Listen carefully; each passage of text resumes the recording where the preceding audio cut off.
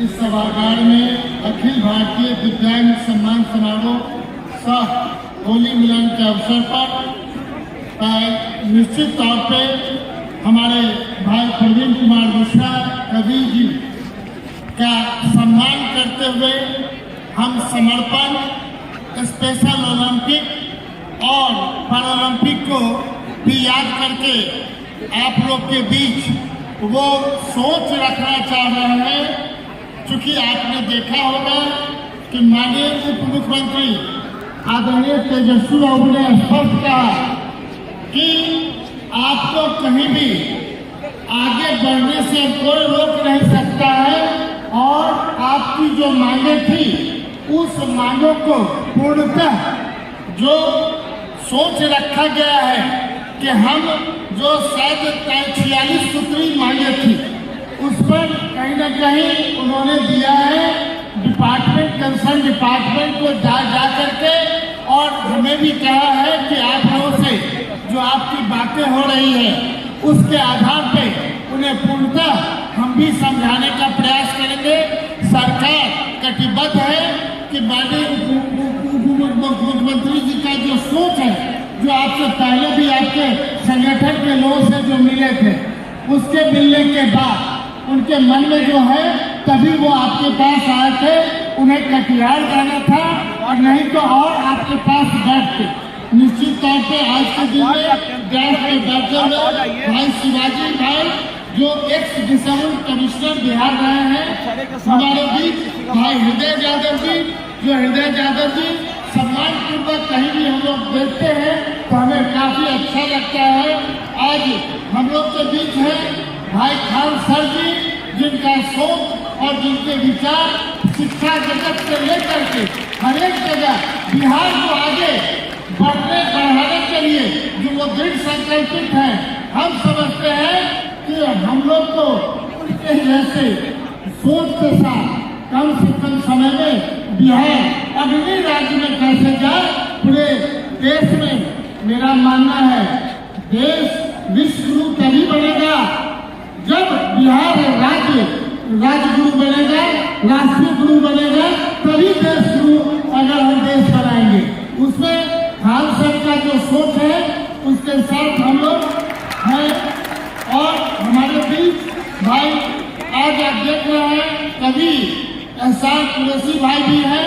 जो आपके बीच आए हैं और शाम में जो कार्यक्रम होगा ढेर सारे कवि लोग रहेंगे। लेकिन आज हम इतना ही कहना चाहेंगे एक समय था कि आपकी लड़ाई के लिए हम लोग को ढेर सारा सोच रखते हुए भी कहीं भी हम आगे नहीं बढ़ पाते थे। आज हम उद्योग मंत्री हुए और आपने स्पष्ट देखा होगा कि इस बार जो 8,000 जो डायरेक्ट ऐसा लाभ पहुंचाने का था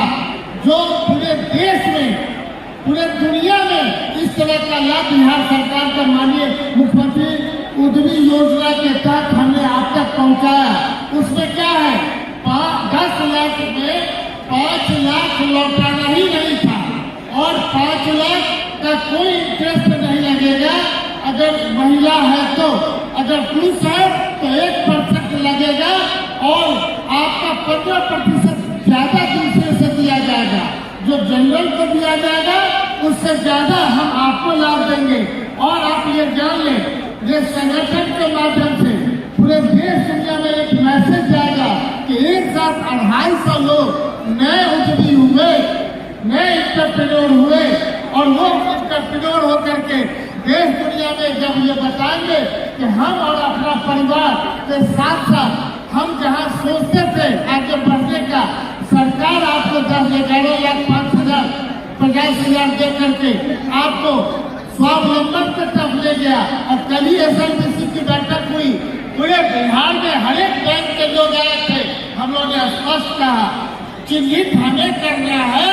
और बैंक को देना है और इस 10-11 लाख 50,000 से जो हमारे उद्यमी अच्छा काम करेंगे वो 1 करोड़ रुपए तक अपने लाभ को बैंक से ले करके अपने देश दुनिया को बदल सकते हैं। ये है इच्छा शक्ति और वो माध्यम है सरकार और सबसे बड़ा है कि आप जैसा उद्यमी सोच। हमारा ये कहना है एक तरफ आप सोच नौकरी ही करनी है तो सरकार का जो एक्ट कहता है 3%, 4%, 5% आपको उस लाभ को मिलेगा। और पहले हम लोग कहीं भी जाते थे तो नौकरियों में हम नहीं देखते थे, लेकिन जब से लड़ाई हम लोगों ने लड़ा,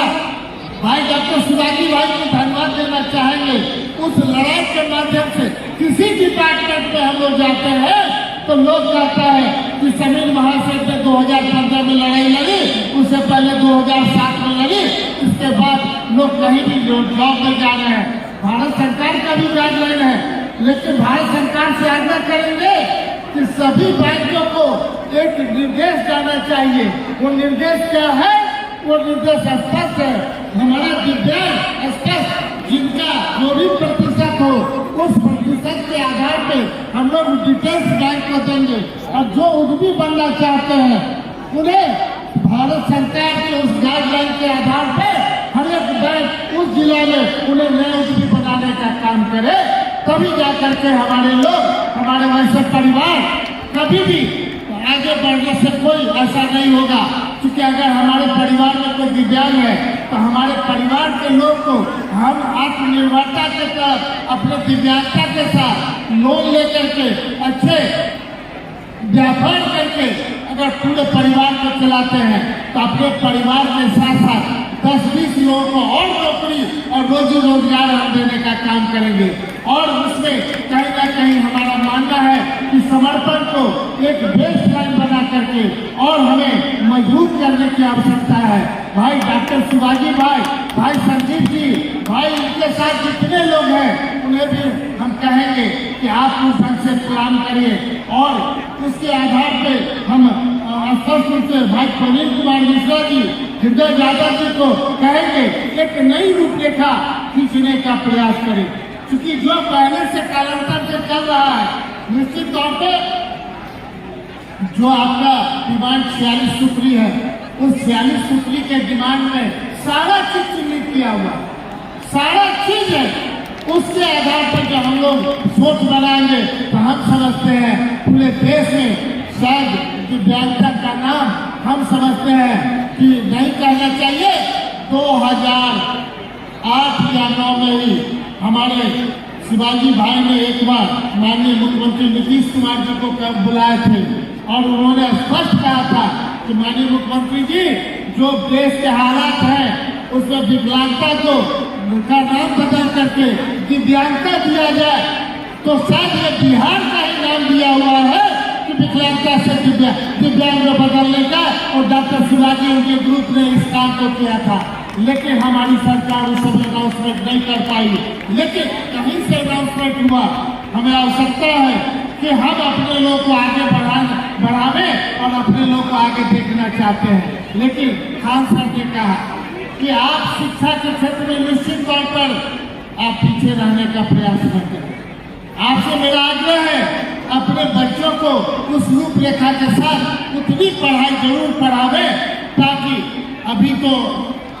अभी जो स्थिति है उस स्थिति के बाद आप जब शिक्षित